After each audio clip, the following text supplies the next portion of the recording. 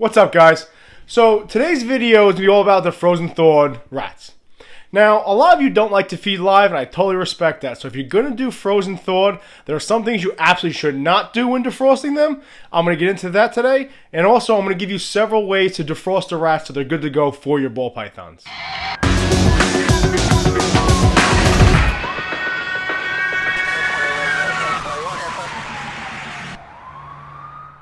What's up? It's Baker again from Blue Line Morphs. As always, guys, please subscribe, like, comment, share, hit the notification bell. Big Mama's out of retirement, right? My 4,100 gram normal. I absolutely love her. She's been shed. Then she was locking up, so I left her alone.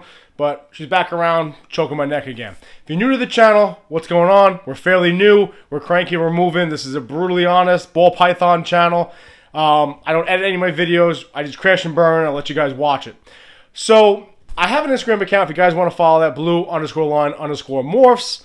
Check me out on there, DM me there. I know I say it every video, it's probably annoying, but some people haven't heard it, and I get new ads and follows, and people DM me all the time now, and I really appreciate it, and I love talking to everybody. So let's get into this.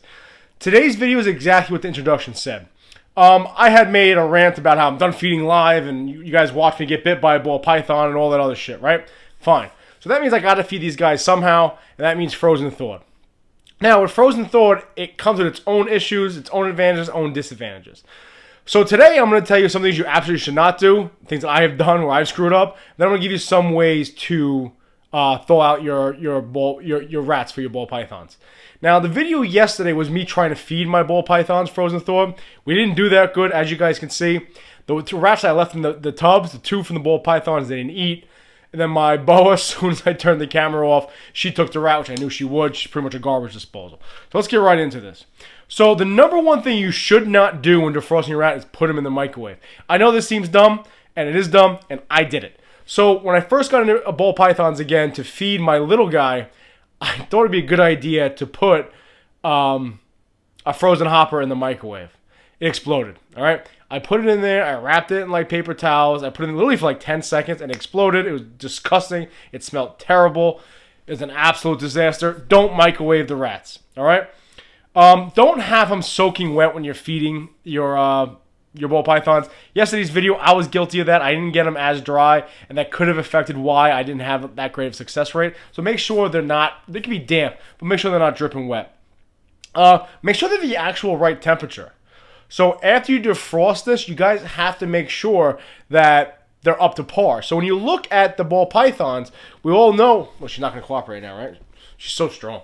If you look in the front right here, look how calm she is though. These right here are heat pits. So that's how they sense. You ever see the movie The Predator, right? Where they sense the heat. That's how they sense it. So if the rat isn't up to the right temperature, they're not going to take it. You can't feed a cold rat. You can't feed a frozen rat. With that being said, make sure it's not too hot. I have had instances where I've tried to feed my ball pythons frozen thawed, and the rat was obviously too hot, and it literally grabbed it, then let it go real quick because it almost like burnt its mouth. That could cause issues, and it could make the snake kind of like gun shy now, right? Like if they see this thing bouncing around, they might not take it because they remember getting burnt. Thankfully, I let it cool off, tried it again, and the snake took it, but there has been several times where I feel like I burnt the inside of my snake's mouth.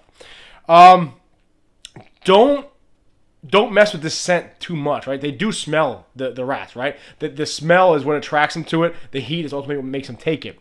So easy way to put this is don't fuck around with the rat too much. Don't have your scent all over the rat and vice versa. Don't have the scent all over your hands because if you're trying to feed them, be it with tongs or with your hand holding the tail, it might mistake your hand for the rat and you might get tagged, which kind of sucks. Now, let's get into some ways you can actually defrost your rats. So this is what I do.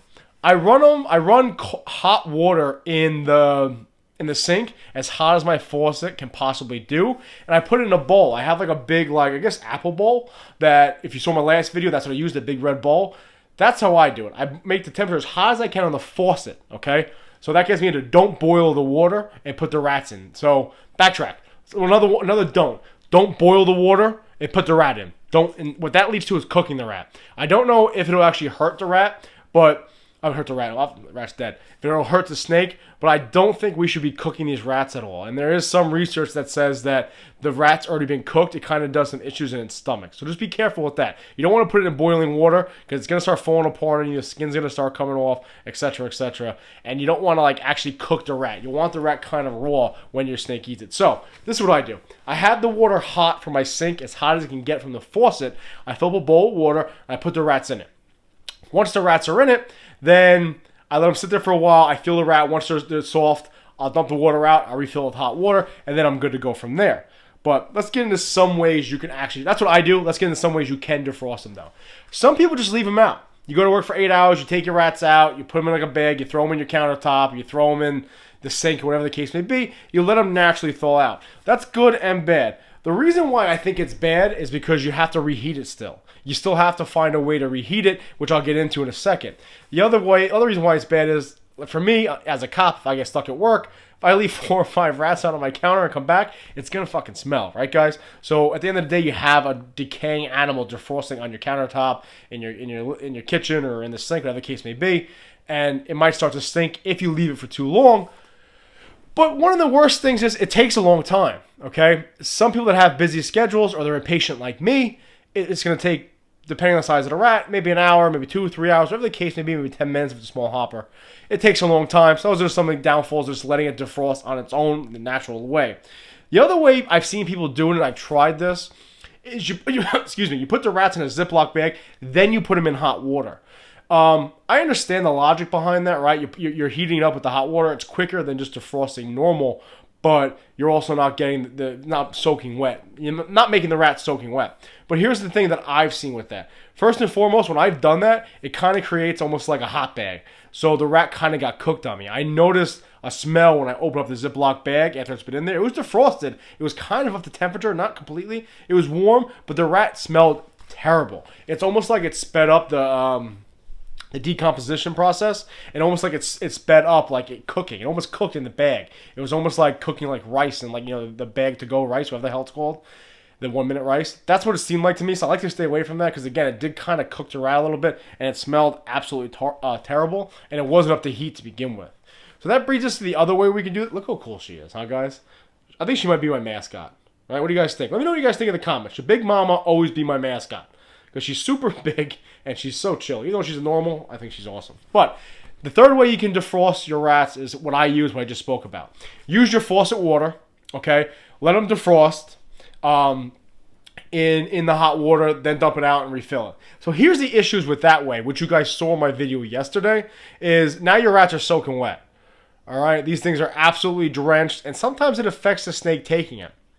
So I try to pat it down as much as I can, but at the end of the day, they still stay relatively wet. Now, the temperature is adequate, I feel like, but if the water is too hot, for example, if I refill it up with the hot water, put the rat in there for 2 seconds, take it out, that's when I had the issues with my snake biting it and it being too hot for the snake. But with that being said, the temperature also does drop relatively quick because you're taking it out of that water, the hot water. As soon as it comes out, the temperature will drop. Also, the second you put that hot water from the faucet into the bowl, that temperature of that water is already dropping. So if you're feeding 5, 10, 15 snakes, whatever the case may be, you may have to refill. I'm taking breaths like a fat kid. You may have to take several times to fill it back up with hot water. But then you're starting all over the process again. They're wet again, they may be too hot again, and the temperature continues to drop. So when it comes to defrosting the rats, there's something. Oh, let's get into other ways. A lot of people will use the hairdryer. So they'll defrost it naturally in the bag or in the water. Then they use a hairdryer to get it at the temperature.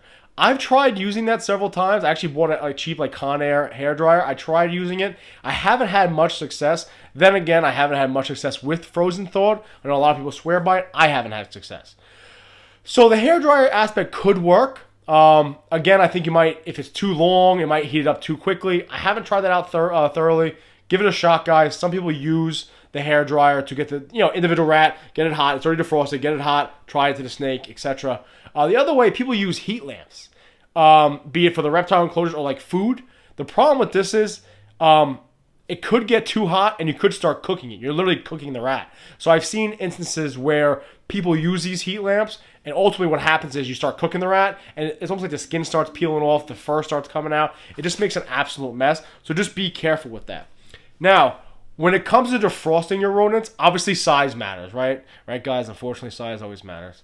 So if the rat's a jumbo rat, it's a massive rat, it's this big, it might take a while to defrost, longer than other ones. Conversely, if it's small, it's not going to take that long. So just be cognizant of the fact that depending on how big the rat is, how long it takes to defrost all the way through its core. So just keep track of that, how big the rats are.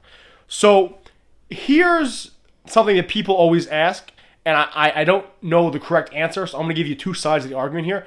After you defrost the rats, for example, if you have 10 snakes, don't defrost 10 rats, okay? Defrost 5 or 6, because chances are they're all not going to eat. So here's the question. What if you defrost 5 like I did, and I defrosted 6 today, but the video for you guys yesterday, I defrosted 6, only 4 got eaten. So what happens to those other 2? I threw them out, and that's kind of a waste, right? I pay like $3.50 per medium rat, so that's $7 I just threw it, in the trash. Now I got 2 dead rats actually I put it outside. I got 2 dead rats in my garbage. Now, some people say you can refreeze them one time. I guess that depends on how long you had it out for. In other words, if I defrosted this rat and it didn't eat it within 10-15 minutes, I decided to freeze it again, you could probably get away with that just because the rat didn't start decomposing that quick. However, if you left it out all day to defrost naturally, or had the rat defrosted for several hours, to refreeze it, I think is an issue. Just because it will start like breaking. It's a dead animal. It will start decomposing. It will start breaking down. And I just feel like if you refreeze that animal, even though you're technically stopping the decomposition process, it still started. So this bacteria may have been kind of grown when you heated it up, and then you might have stopped it, but the bacteria is still in there. Even though they are snakes, they pretty much eat anything. I'm sure they eat dead shit that's been dead for a while in the wild. There's just no reason to do it. So don't be cheap. I would say just throw it out. Don't refreeze it. That's ultimately up to you guys. But some people say freeze it one time. It's fine, but I wouldn't refreeze it. So that's the end of the video, guys. Frozen thaweds, like, I'm up in the air about it. I go back and forth between live and this. I don't have the best success rate with it. There are several ways to defrost the rats. Pick whichever way works best for you guys. Everyone has their own method. Oh, the one other thing. Use tongs, all right? Some people will use like their hands to hold the rat up, and I respect that. You hold it by the tail. But unfortunately, your hand might be hotter than the rat, or might smell like the rat because you've been touching the rat. You might get snagged. So you buy like these tongs. They're like this long. You probably see me using them in the last video. Buy those. But yeah, ultimately, guys, don't microwave the rats. Don't boil the rats. Don't overcook them, okay?